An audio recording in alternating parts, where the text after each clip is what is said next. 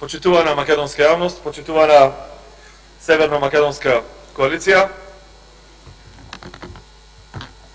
министер за надворешни работи, најпрво би сакал да се дистанцирам од секакво влијание на интерпартиската битка за председателски кандидат на следните председателски избори и за таа цел, не навлегувајќи во лични дисквалификации така како што правеше човекот што денес е предмет на оваа расправа, нарекувајќи го македонскиот народ искомплексиран, слично на неговиот друг ривал за председателски кандидат кој што македонскиот народ го нарекуваше стока, ќе се потрудам во стилот на министерот Димитров за се она што ќе дискутирам да цитирам.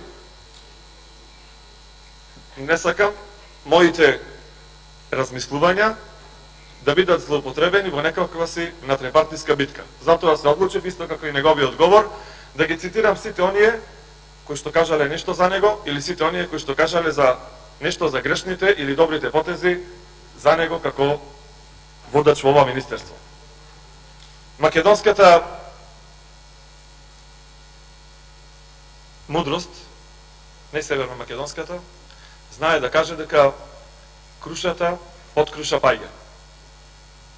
Но тоа не е случај со нашиот ни министер Димитар Димитров. Никола Димитров, се извинувам. Ако било така, крушата под круша да паѓа, нема неговите ставови да бидат контрадикторни со ставовите на неговите родители. Неговиот татко е мој професорот кој што сум добил 10-ка, предавајќи го предметот антропологија на филолошкиот факултет во втора година, наука за човештвото. И почитувајќи го неговиот лик и дело, бидејќи бил министер на 2 пати од мојата матична партија, секогаш сум се трудел да ги читам неговите дела. И во таков контекст би сакал да цитирам нешто кое што е дел од книгата Името и умот, издадена 1999 година, во колумната Уште еден акт на велепредавство. Ова е напишано пред точно 19 години. Немојте веднаш авторот на овој текст да го обвините за оваа клетва, зашто таа не е негова, ниту пак помислил, а уште помалку ја изустил. Ова е чисто таткова клетва. Според книгата на професор Марко Китевски, на клетва нема лек, објавена во 90-тите години на сега веќе минатиот век. Клетвите стигаат до 9-то колено, а татковата, заедно со кумовата, се сметаа за жал за најтешките. Зошто? Затоа што таткото обично не проколнува, ама некогаш ќе го стори тоа. За клетвата да има длабока причина, ја кажува од срце. Тежината на кумовата клетва пак произлегува од фактот дека кумот се смета за врска меѓу човекот и Бога и како таков учествува при крштевањето, венчавањето и другите религиски обреди. Клетвата гласи раката да се му се исуши на тој што ќе стави подпис на најавената спогодба.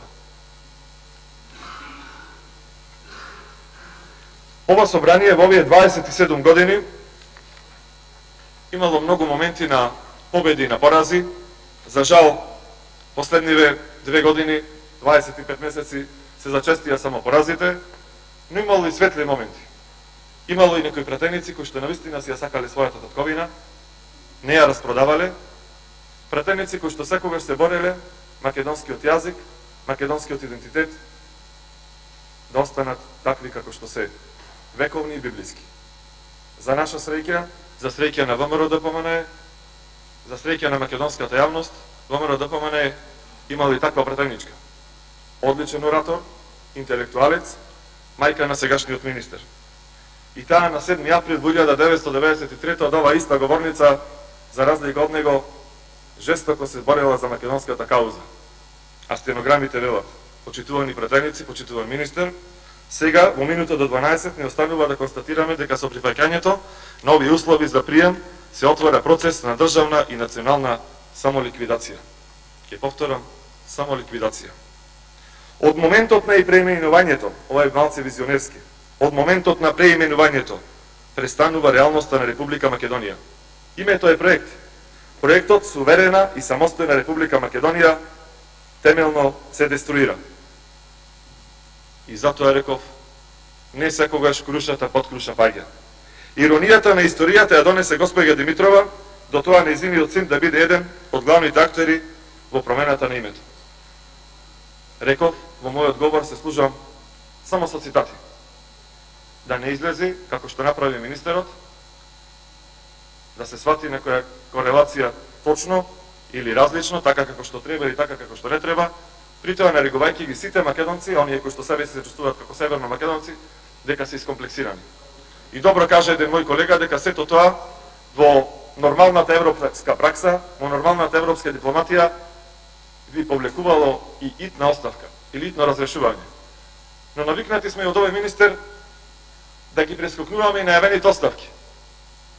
Знаете дека беше воодушевен од предлогот Република Елинденска Македонија и самиот тој најави дека ако овој предлог не помине, јас лично како министер си давам оставка.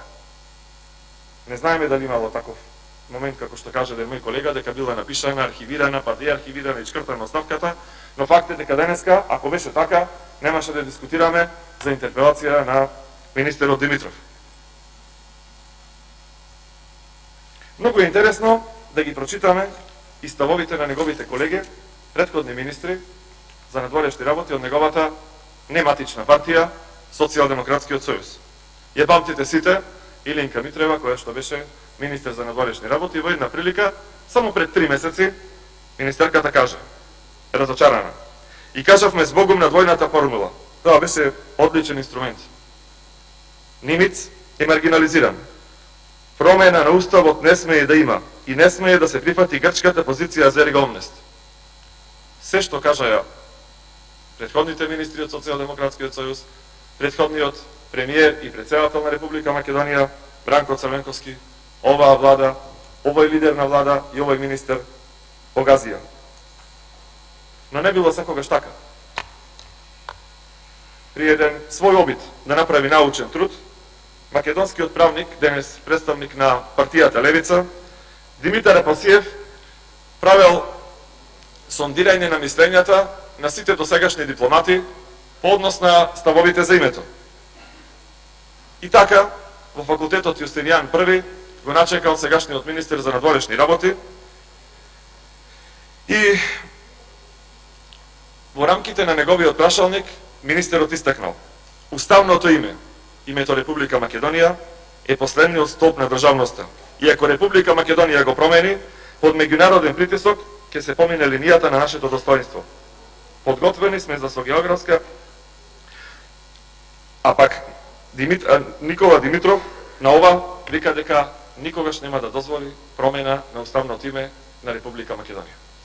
Почитува на македонска јавност или почитува на северно македонска јавност за тие кои што се чувствуваат така, благодарение на пратениците на Социјалдемократскиот сојуз и Северно-македонската коалиција, сакам да упатам и некои прашања до министерот доколку се одважи да ми одговори.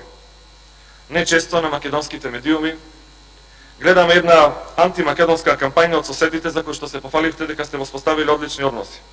Па сакам да прашам, дали како министер, дали како министерство испративте протестна нота до грчкото министерство кога при парадата во Солун на војската гордо грчката војска извикуваше дека Македонија е Грчка. Дали сте платили протестна нота или не?